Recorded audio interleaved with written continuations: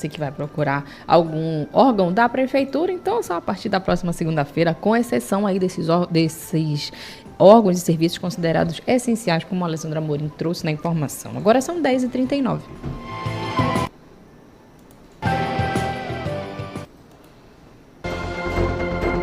CBN Conexão Brasília, com Rômulo Pinheiro.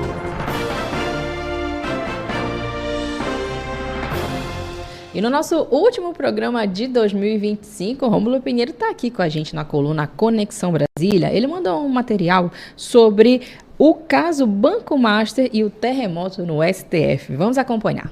Muito bom dia, Izzy. Um forte abraço a todo mundo que acompanha aqui a coluna. E quando a gente pensa que o final de ano vai ser mais tranquilo, a gente tem essa movimentação grande aqui, inclusive no Poder Judiciário, que mesmo no recesso continua trabalhando, dada a relevância do tema, dada a circunstância de grande interesse, que é a questão do Banco Master e o Banco Central. Então veja, Izzy, que mesmo em recesso, a Brasília continua caminhando com o seu contexto político aqui. E aí nós temos diante de um embate sem precedentes. Por quê, Izzy? De um lado, o Banco Central tem apontado um rombo bilionário no banco e de outro, o Supremo Tribunal Federal dando aquele chamado freio de arrumação, ou seja, querendo talvez aí não movimentar tantas informações sobre o que aconteceu lá no Banco Master. Então, só para contextualizar, esse banco é um banco relativamente novo, mas que conseguiu um grande avanço no mercado financeiro, chamando a atenção de outros bancos já estabilizados na área, porque usava de política bastante agressiva na captação de novos clientes, investimentos, e isso, claro, levou então a principalmente lá os grandes dirigentes da Faria Lima, lá em São Paulo, a ficarem bastante preocupados com essa movimentação. E aí, Izzy, o que aconteceu? Nos últimos anos, essas suspeitas chegaram ao ápice com o Banco Central decretando a liquidação do Banco Master agora em novembro, depois de identificar o que o próprio banco determinou, chamou de operações fraudulentas, que somam 12 bilhões de reais. E aqui, olha só, o que chamou muita atenção foi a questão da possível compra do Banco de Brasília pelo Banco Master, aquela fusão, na verdade, a aquisição do BRB comprando o Banco Master. E essa discussão aqui em Brasília ganhou uma polêmica muito grande também. Já naquele momento, aí pelo início do ano, já se sabia que algo não estava muito certo nessa transação e de fato não estava. Então, o Banco Central, ao investigar, identificou várias e várias operações fraudulentas, ou seja, o banco emitindo títulos que não tinha, na verdade, não tinham crédito, enfim, uma situação bastante complicada. E aí o Banco Central resolveu liquidar o Banco Master. Essa questão da liquidação é um ponto importante, Izzy, porque a liquidação, na verdade, é uma sentença de morte para quem é banco, né?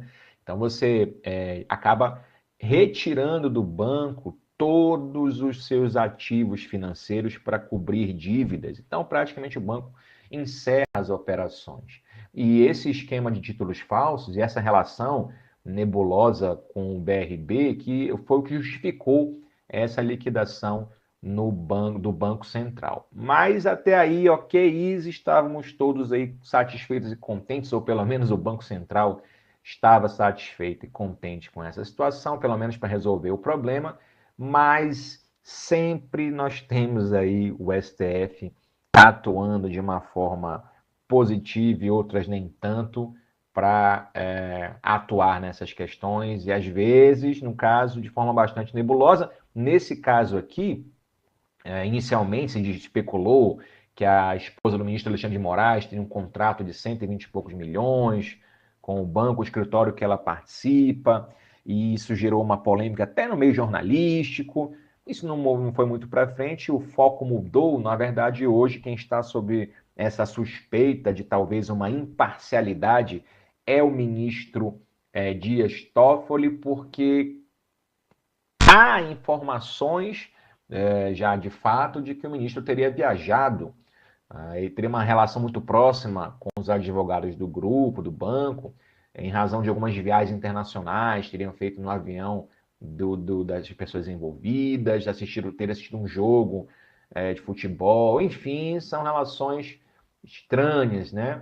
E isso se levantou mais suspeita ainda quando o Toffoli suspendeu decisões de instâncias inferiores e trouxe para si esse caso no STF.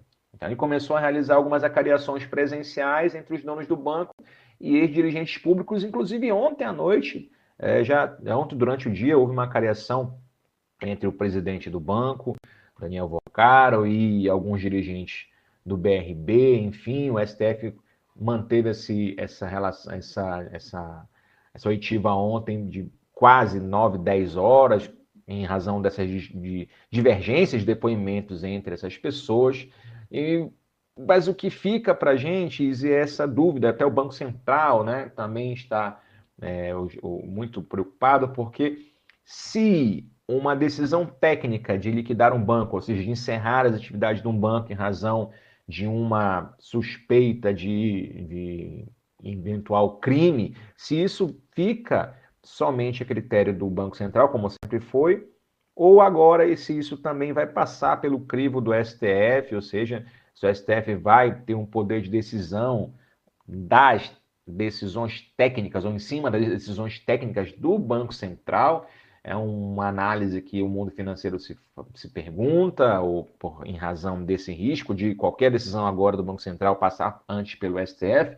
É bom lembrar que nada pode ser afastado do Poder Judiciário, isso independente da questão, tudo pode ser levado à discussão no Poder Judiciário, mas há um medo de que essa influência política dentro do próprio Supremo vá afetar as decisões técnicas do Banco Central. O fato é que o ex-ministro, aliás, o atual ministro Dias Toffoli, está aí sob acusações dessa proximidade não tão republicana entre os membros do grupo e ele, e claro que o que se pergunta hoje, que o mercado vem perguntando, é quem manda no dinheiro.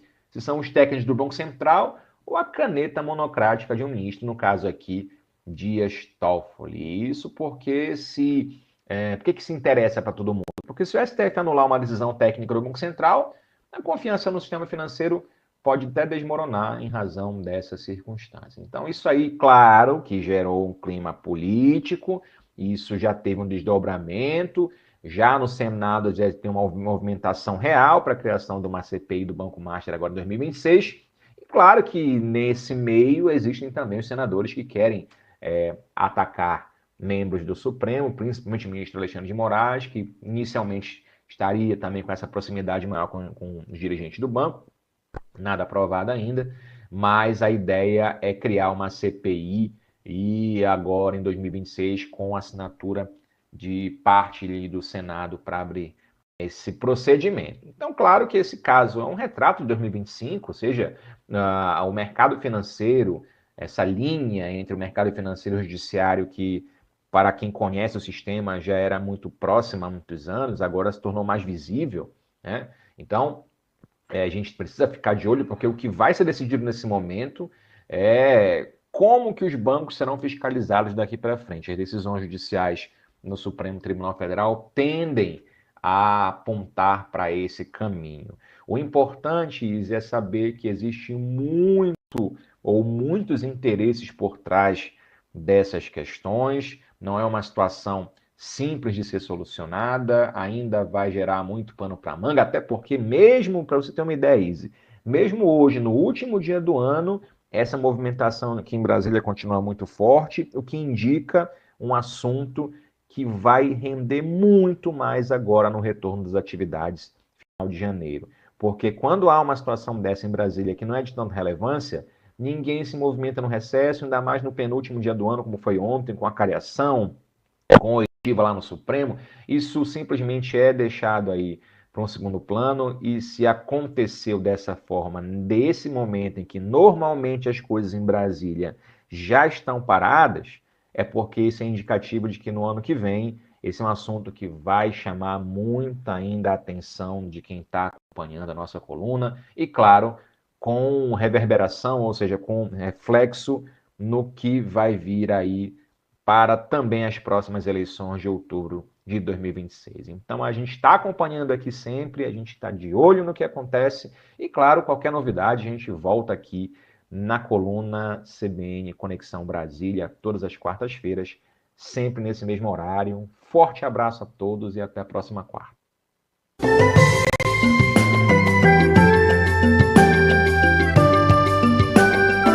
Agora 10h40.